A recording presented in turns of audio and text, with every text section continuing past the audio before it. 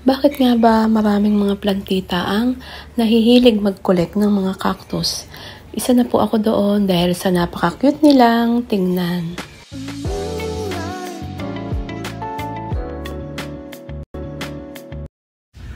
Bakit nga ba tayong mga plantita ay napakarami ang nagkakagusto dito sa mga cactus na to? Dahil nga napaka-cute nilang tingnan, maliliit sila. Tapos yun nga, pag nagtagal, may lumalabas sa kanilang mga bulaklak na iba-iba yung kulay.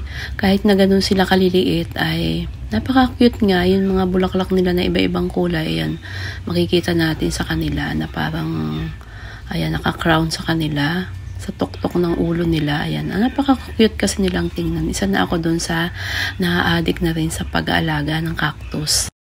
So ayan, unboxing po muli tayo. Samahan niyo po ako ngayong araw na to.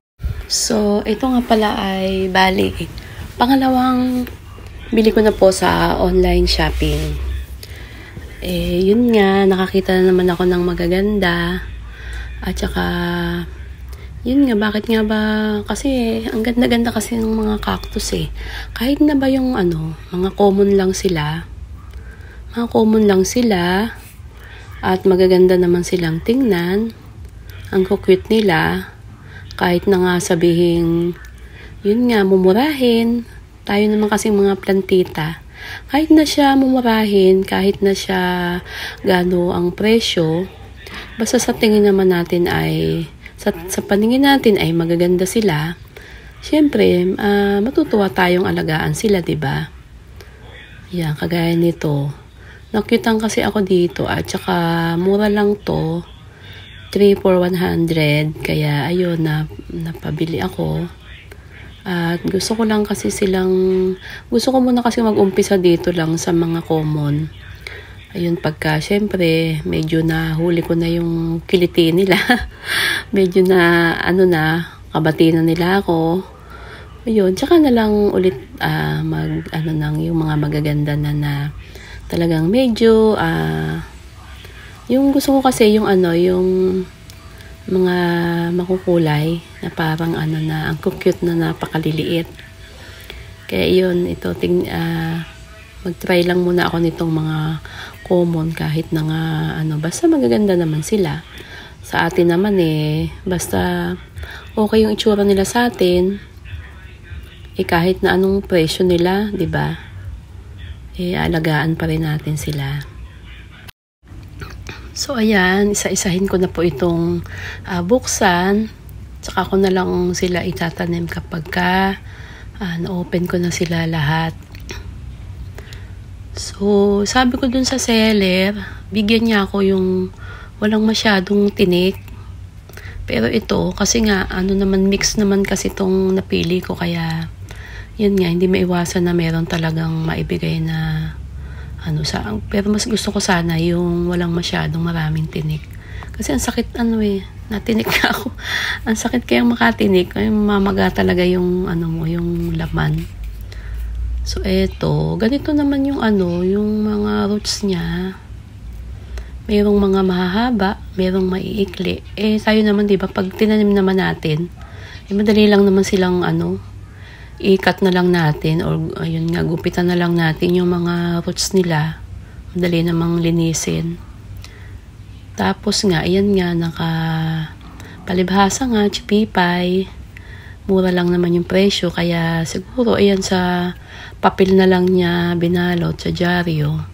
Okay lang naman. Ayan, ito, ang cute Mahaba na rin yung roots niya.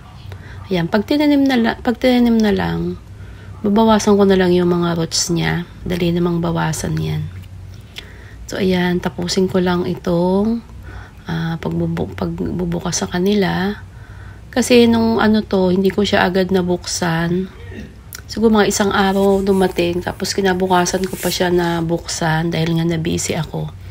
Kaya yung ibang niya medyo nagmashi. Pero sana mabuhay naman sila lahat. Mga ilang piraso na ko na yun, nagmashi sila. Ito, parang medyo tong isa na to Medyo mashi na yung ilalim. Aray! Tapos, itong mga ito, hindi ko naman kabisado yung mga ID nila. Yan, basta yan, cactus sila. Basta cactus sila. Alam ko cactus sila. Basta magaganda sila sa aking paningin. Ay, okay na yan. Next naman yung, yung mga ibang magaganda na gusto ko. Kapag ka nabuhay ko na tong mga to, at saka ko naman, pag nahiyang na ako dito, ayan, ang cute, oh. Ang dami ng babies. Oh, diba? Ang cute nila. Kaso nga, yun nga, ang daming talagang tinik. Ayan, oh. Ang dami na niyang babies. So, ayan. Kung ano man po ang ID nito, paki-comment na lang po. Yung kasing ibang may mga pagbibili sa online. May mga na ID nila. Pero ito kasi wala. Kasi nga, ito yung mix na nabibili na 3 for 100 nga. Wala namang sinabi na kung ano yung ID. Pero pagka bumili ka ng paisa-isa, ayun, meron nilalagay yung seller kung ano yung ID nila. Ito naman, ito ang cute din itong isa na to. Mahaba na din yung roots niya. Yan. Yan. Ito walang masyadong maraming tinik. Ito, ganito yung gusto ko. Tapos yan, may mga babies na rin siya. Ayan o. May mga babies na rin siya sa ilalim. Ayan o, ang cute niya. So, ayan yung roots niya. Okay naman.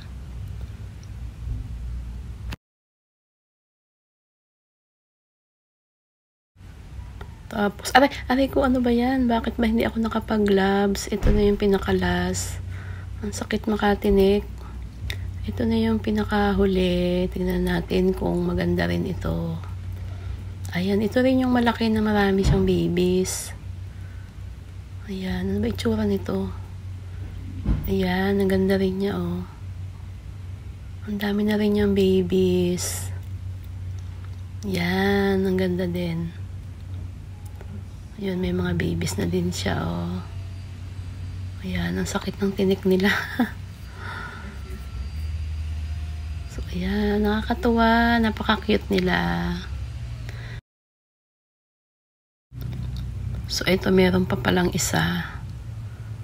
Ito yung walang maraming tinik. Ayan, napaka-cute niya. Ayan. Mas nagiging cute sila pag lumalabas na yung kanilang mga bulaklak. Tapos, ito siguro, sobra na to ng isa eh. Ito yung, siguro, pre. Ito yung pre niya. Ayan, wala siyang, ito yung wala naman siyang tinik, malambot lang to. Ayan, ito na yung pinaka-pre. Binigyan niya ako ng pre. So, ito, hindi siya masyadong matinik, no? Tapos, maganda rin naman yung roots niya.